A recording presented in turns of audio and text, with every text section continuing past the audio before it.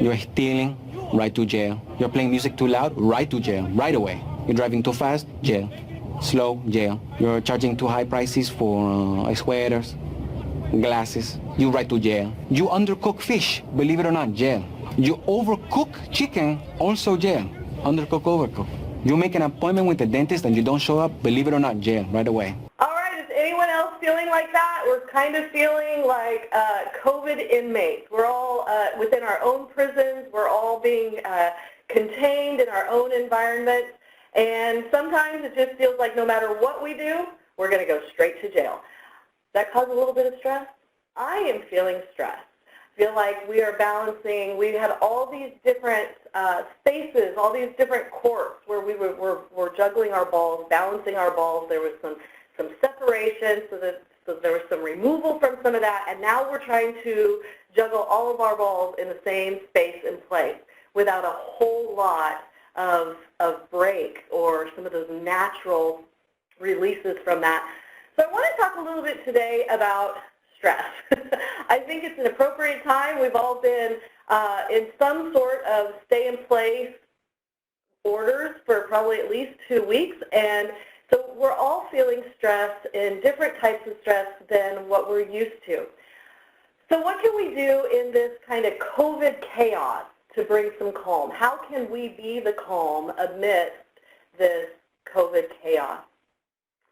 And I started thinking about when I very first started working from home and was faced with that challenge of balancing my work life and my work persona with my family life and the role there, and trying to have those roles coexist in the same place. And it was stressful, and I started looking at how to empower, the power to empower, how to manage stress, how to manage that chaos. And I came up with the acronym of POWER. And so we're going to talk a minute about the POWER model to embrace our power in this situation and also empower those that are around us and those that are watching us for kind of those cues of how to manage stress, how to manage challenging situations. And so the first letter in the acronym is P, and that is for personal plan. What is your personal plan to manage stress and to stay calm in the midst of the storm? I think that that's sometimes seems very simple, but it's very important to be able to reach in, tap into that stay calm plan in the middle of some of this chaos. So what is your plan? For me, I know that my early warning system, if you will, when I know that big emotion is coming or big wave of stress is on its way, my biological warning system, that early warning system, is I clench my fists, I clench my jaw, my shoulders become earrings, all my tension, all my energy comes up. And we know that that's not a good place for all of our energy to be when we're trying to make rational decisions. So my plan, my personal plan for staying calm and managing stress is I intentionally bring my arms down to my side, makes me release those shoulders, bring my arms down, and I tap each tip of my finger to the tip of my thumb. This requires me to move that energy. It also helps me to stay in a thinking brain because I have to be thinking about what I'm doing so that I can stay calm in that moment of chaos. So the first letter in the model of power is P. What is your personal plan? Because once you have a plan, you can teach a plan. I love different ideas for different age groups of ways that we can start not only modeling a plan to stay calm and manage those big emotions, but we can also start talking with our kids or our students about how to stay calm. One thing that I like is flower breathing, and so I like to use these little windmills, if you will, and so I say, go ahead and pick the flower. Say, pick the flower, smell the flower, and then blow. Super simple breathing technique that helps us to manage some of that stress, give some specific tools for kids to stay calm in the moment. Other ones that I like to use is the give it 5. Just give it 5. You breathe, you trace your hands, you breathe in on the up, for 3, out on the down. Hold for 3, in on the up. Hold for 3, out on the down. Hold for 3. Kind of a simple way, and it gives us some proactive prompts to share with our kids so that they can start internalizing and learning some of those techniques to manage their own stress. The next letter in the acronym is O, and that is obstacles. Identify some of those obstacles that might be challenging your ability to manage stress or to stay calm. When we talk about those obstacles, we want to be thinking about it in that positive way. These are obstacles that we can overcome. So once we identify that obstacle, what are we going to do? What are we going to do to overcome that obstacle? So, for example, just basic biological obstacles to managing stress or staying calm is if you're hungry. If you're hungry, or the individual that you're interacting with in this time of chaos, if they're hungry, that can really it can really impede our ability to manage calm or kind of reach in and stay calm. So just think about that. Have you ever been hangry? Yes, we've seen the saying, please forgive me for what I said when I was angry. It's a real thing. Other ones is if you're overstimulated, and just the nature of what we're doing right now, there is a lot of overstimulation. Like I said, we are balancing a lot of balls in one court that we used to balance in multiple courts. Now they have all come together in one space and place.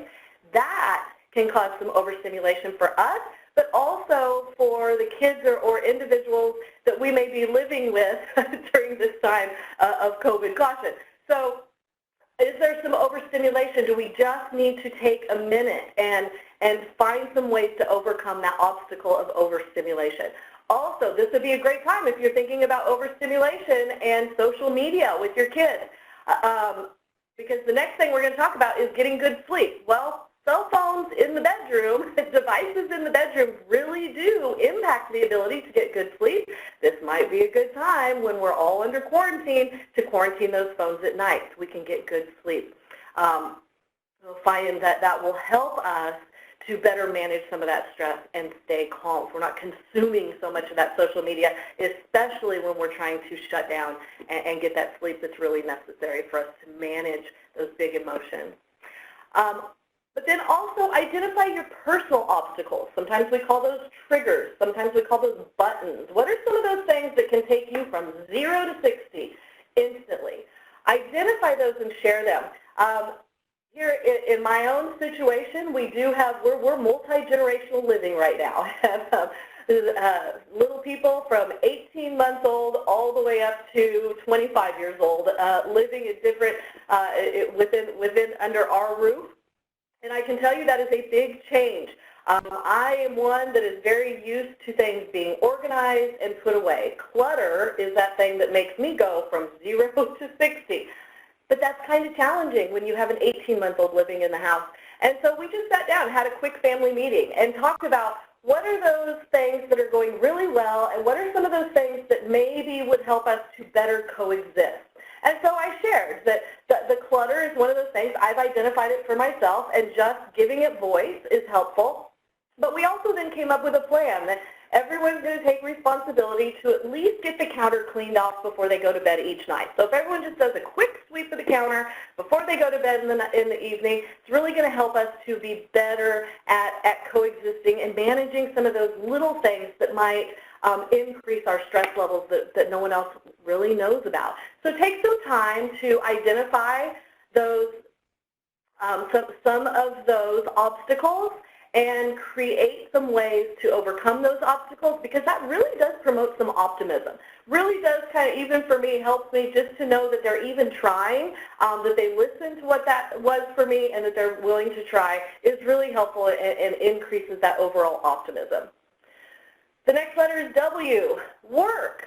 Another one that sounds simple, but we all need tasks to do. We all need to feel that we are contributing something.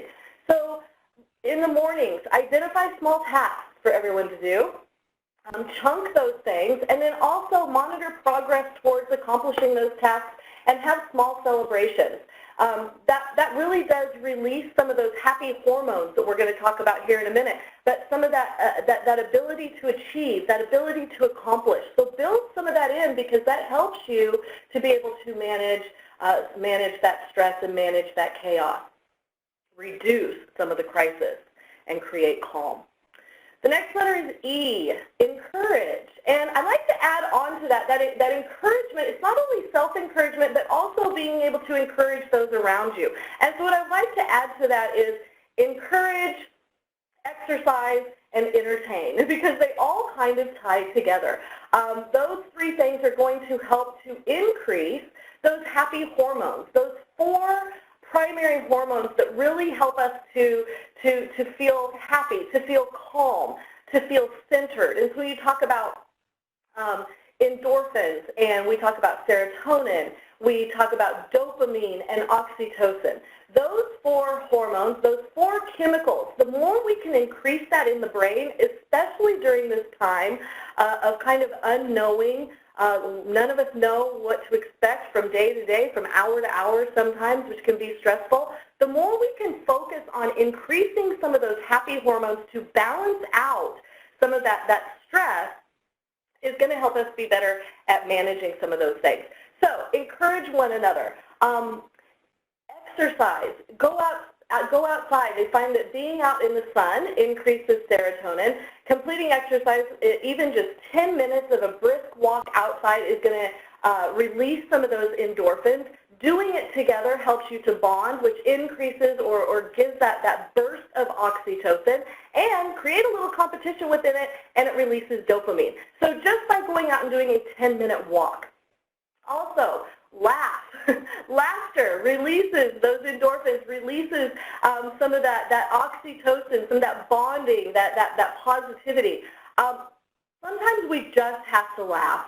I can remember many times as a teacher and as a parent when, even in the middle of when it was completely inappropriate, that you just had to laugh. And sometimes that laughter helps to kind of break the ice, so that we can have the conversation about how to avoid that situation or what a consequence might be. But some of this we just have to step away, not take it so seriously, and have a little bit of a laugh.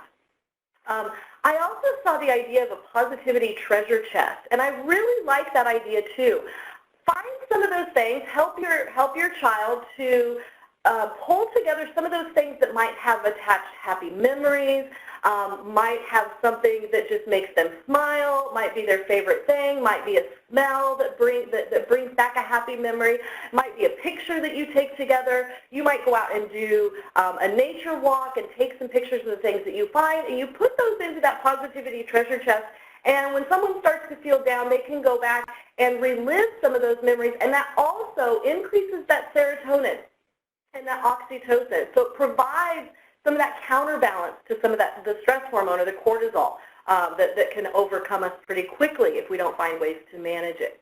Another idea in creating some of that encouragement, that entertainment, exercise, there are a lot of museums and zoos and different places where you can do virtual tours. Take a virtual tour together. Do something fun. Do something that you wouldn't normally do to increase not only that connection, increase those experiences that also can be very encouraging.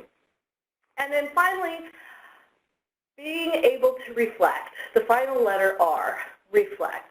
You need to reflect on each day. I found this was very helpful for me because it is a challenge trying to figure out how to balance everything on top of all the unknowns with this virus and this pandemic. Take some time to reflect on the day.